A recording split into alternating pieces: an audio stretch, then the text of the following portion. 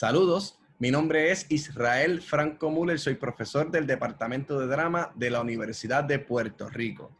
Bienvenidos a este proyecto llamado Proyecto Didascalia, en donde vamos a estar entrevistando a egresados del Departamento de Dramas que se han comenzado a organizar. Unos han hecho unos colectivos, otros han formado su propia compañía. Y lo interesante de esto es ver cómo ellos se han organizado y dentro de la pandemia han tenido que reestructurarse para seguir con su contenido y tal vez haciendo propuestas muy innovadoras. Veamos, hoy tenemos al colectivo PAR 64. Hola, saludos. Hola, bienvenidos Hola. a nuestro proyecto Didascalia y hoy pues estaremos conversando con el colectivo PAR 64. Hola, ¿podrían presentarse, por favor? Claro, hola, un placer. Mi nombre es Ana Salgado. Yo soy la directora técnica del colectivo PAR 64. Hola, buenas noches. Mi nombre es Kevin Manuel Ríos Matos, y soy el director creativo de PAR 64. Saludos, pues gracias por estar aquí, por acceder a esta charla. Quiero que hablemos un poco, que nos cuenten qué están haciendo, cómo se organizan y logran hacer un colectivo para ver si motivamos a más estudiantes a que se organicen y comiencen a expresar sus ideas. Así que yo quisiera hacerle 5 preguntas. 5 preguntas, no sé si son sencillas o son bastante complicadas, pero nada, vamos conversando, vamos hablando y nos las vas contestando. Así que la primera pregunta que yo quisiera hacerle a ustedes es, ¿cómo fue el proceso de organización de ustedes como estudiantes? ¿Cómo llegan a ser PAR 64? PAR 64 nace por una organización que tuvimos para crear un concepto de un proyecto, de una historia contada con luz en la clase de Diseño de Iluminación 1 en la Universidad de Puerto Rico, recinto de Río Piedras. Con varios compañeros del curso decidimos entonces unirnos para crear este proyecto final que viene siendo pues nuestro primer gran proyecto, del que entonces parte y nos organizamos oficialmente. Creo que fue para el estreno de este proyecto que se llamó Campo entre sus dedos. Se presentó en el teatrito de la universidad. Entonces nada, tuvimos una reunión luego de eso, por lo que decidimos entonces ponernos nombres. Ahí nace PAR 64 y se convierte oficialmente, luego de varias conversaciones, varias reuniones, en un colectivo organizado ya con todo lo que eso requiere. Muchas reuniones, chats, muchas conversaciones, un proceso creativo bastante largo y Sí, todo fue interesante, ya que pues la clase de iluminación pues los conocí en la clase de iluminación 1 y fue interesante cómo ustedes tuvieron la iniciativa de separar el espacio que es el teatrito, que es un espacio que tenemos, un salón ambientado como si fuera un teatro, un espacio pues bastante acogedor para que el estudiantado pueda poner en práctica ese conocimiento. Pues ustedes se organizan en la clase, toman el ejercicio de clase como si fuera un proyecto final, una función como si fuera lo más importante de su vida. Una vez lo presentan, ven que tuvieron una muy buena comunicación y entonces deciden continuar la labor que están ejecutando en estos momentos, ¿correcto? Correcto. Muy bien. Entonces, segunda pregunta. ¿Cuándo, ya ustedes se organizan como colectivo y dijeron, ok, nos vamos a llamar PAR 64, pero ¿cuándo fue ese momento que toman la decisión de ejecutar un concepto como el que están haciendo como colectivo? ¿Cómo ponen en práctica esa idea?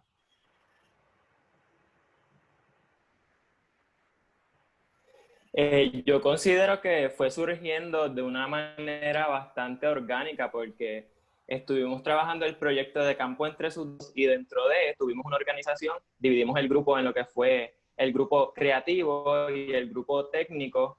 Entonces, dentro de seguimos trabajando y nos dimos cuenta que nuestras habilidades y todo lo que nosotros teníamos dentro de nosotros como artistas, tenemos una buena química, se crea una utopía dentro de este grupo que muchas veces pensamos que no puede pasar. Entonces decidimos llevarlo a las demás personas y seguir trabajando entonces en la misma universidad. Y fue un poco lamentable, ya nos estaban llamando también para que nosotros como colectivo trabajáramos dentro de, pero llegó la pandemia y lamentablemente tuvimos que Pero cancelar hubo todos los una proyectos que pregunta. teníamos dentro de la misma universidad. Y una pregunta, pero Sí. se planteó trabajar el tema pedagógico que ustedes están desarrollando en estos momentos, se planteó seguir trabajando historias contadas con luz, se planteó producir sus propias obras de teatro. ¿Cómo se plantea la línea de trabajo?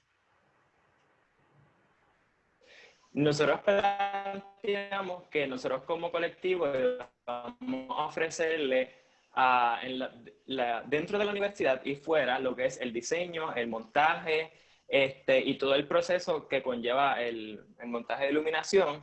Entonces, a nosotros se nos hacía difícil muchas veces obtener información acerca de lo que es ser un técnico o qué cosas hay más allá. Entonces, comienza desde la misma duda de nosotros, de que hay poca información muchas veces. Entonces surge de esa iniciativa, como que no tenemos dónde buscar información, pues tenemos que empezar a buscar nosotros. Entonces nosotros buscamos la información y después encontramos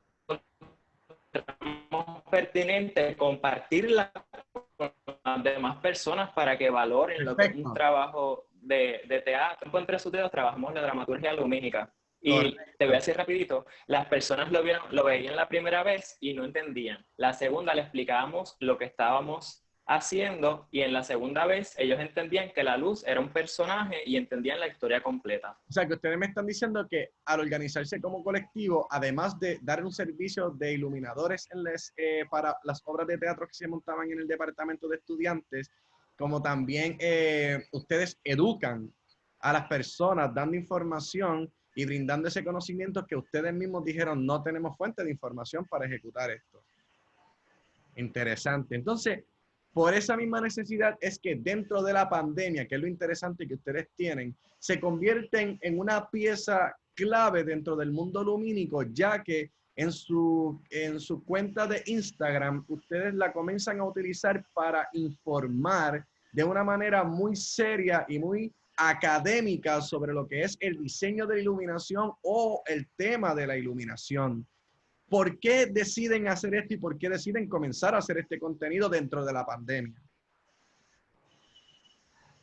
Pues como comenzó diciendo Kevin, todo surge del acceso a la información. Una vez nosotros decidimos adentrarnos en el tema de la iluminación en general o el diseño, nos comenzamos a dar cuenta de la misión tan grande que era accesar a temas específicos. Entonces, ya dentro de la pandemia, como no podemos ir al teatro, no podemos ir a la universidad, entonces tuvimos unas reuniones y decidimos, mira, ¿qué tal si tomamos este tiempo para educar a las personas y convertirnos en esa fuente de información que nosotros no hemos encontrado? Estábamos buscando qué nos faltaba, entonces era eso, algo. Pues mira, pues lo mismo, que entonces queríamos saber sobre las experiencias de diseñadores. Ya era mucho más allá de lo teórico. No podíamos ir a la experiencia pues física, a los montajes, pues decidimos buscar personas internacionalmente y también locales que nos mostraran y compartieran con nosotros sobre esta práctica, entonces tener allá una experiencia real y añadirlo a nuestro banco de talentos. Vale, esa iniciativa fue increíble, ya que cuando uno accesa a su cuenta social de Instagram, uno encuentra esta información que no es una información de que la sacas de un libro, haces una imagen y la cuelgas en el Instagram y listo, no. Aquí tenemos una persona que nos cuenta a través de su experiencia cómo ve el mundo de la iluminación y ofrece distintos panoramas. Y el panorama que vemos en general es que es un trabajo que es comprometido, hay que dedicarle tiempo y hay que estar totalmente dispuesto a la educación continua, que es muy importante. Entonces, ¿por qué deciden usar la plataforma de Instagram para exponer ese contenido? ¿Por qué utilizan esa plataforma y no otra? ¿Y cómo es ese proceso de crear ese contenido? ¿Cómo es la organización dentro del colectivo? ¿Tienes segmentadas las áreas? ¿Hay una persona que se encarga de los posts? ¿Cómo y por qué? ¿Cómo funciona esta máquina? Pues nada, nosotros, la primera es porque utilizamos Instagram. Nosotros nos dimos cuenta que en Instagram es una plataforma que nos podemos conectar a través internacionalmente y vemos gente de Argentina que lo hace, de Brasil, de España. Entonces tenemos una conexión más internacional, mundial, con otras personas que lo trabajan. Entonces le damos una perspectiva de nuestra isla y también alrededor del mundo, de cómo se trabaja la iluminación. Dentro del colectivo, como ya había explicado, nos dividimos en dos grupos. Yo soy el director creativo, que nos basamos mayormente en lo que son las redes sociales y la logística de las redes sociales. Entonces, también tenemos el grupo técnico, que les voy a dejar a Ana para que ella les explique más o menos cómo se trabaja dentro de ese grupo. Pues mira, añadiendo un poco a lo que dice Kevin de Instagram, a mi entender, lo que nos lleva a esa plataforma es visual completamente. Ahí son imágenes y son videos. Entonces, lo técnico, el diseño de iluminación es totalmente eso. Los planos son imágenes, los videos son los efectos de los focos y todo eso. Entonces, dentro del colectivo, para organizarnos y publicar todo este contenido, se hace todo un proceso. Es una creación de calendario, una división de trabajo voluntario, unas fechas límites, eso es todo académico. Así como mencionaste que se ve súper académico la página, el proceso de creación es totalmente académico. Entonces, un grupo, que es el grupo de arte, se encarga mayormente de la información, de la teoría. Y el grupo entonces de técnicos se encarga de la creación de tutoriales, todo lo visual, las imágenes, los flyers y todo eso. Pero esto está ocurriendo por la pandemia, porque entonces cuando no teníamos la pandemia, estos dos grupos se relacionaban más o menos igual, pero tenían también tareas bien diferentes a las que están teniendo ahora. Y una pregunta, ¿ustedes tienen ya un tipo de seguidor o ustedes tienen algún target para crear ese contenido? ¿Sabe? ¿Quién consume su contenido? Pues mayormente lo consumen técnicos de iluminación o personas que trabajan para conciertos, que trabajan en consolas, personas que limpian las consolas, diseñadores de vestuario, diseñadores de iluminación. Mayormente son diseñadores técnicos y estudiantes que están, un ejemplo, en la clase de Río Piedra, en la universidad, que necesitan información y acceden a la página para obtenerla. O sea que dentro de la pandemia nosotros hemos ganado un centro de investigación y recopilación de información dentro del área de la iluminación. Y eso es bien interesante porque el área de diseño en Puerto Rico, pues hay que seguir desarrollándola, hay que seguir trabajándola, hay que seguir formando personas, pues que tengamos un mismo lenguaje. Y lo interesante de todo esto es que pues hay tantas personas que se dedican a este mismo trabajo dentro de Puerto Rico, que muchas veces no nos conocemos y cuando nos conocemos nos emocionamos. Wow, tú trabajas aquí, qué nítido, qué interesante. Y que ustedes fueron egresados, son recién egresados. ¿Cuánto hace que se graduaron del departamento?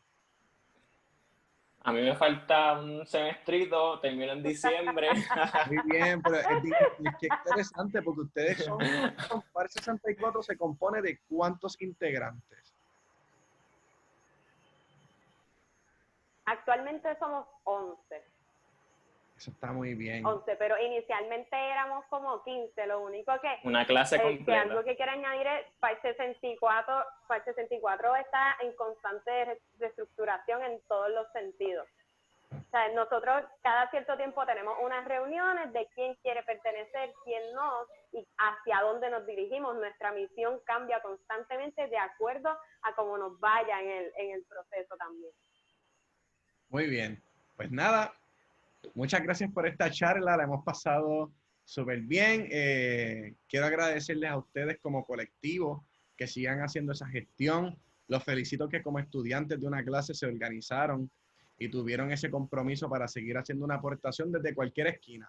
Lo importante es que sigamos desarrollándonos, investigando y creciendo nuestra área de lo que es el diseño de iluminación, el diseño de escenografía, el vestuario y todas aquellas como ideas que tengamos, que creamos en ella y que solamente las ejecutemos.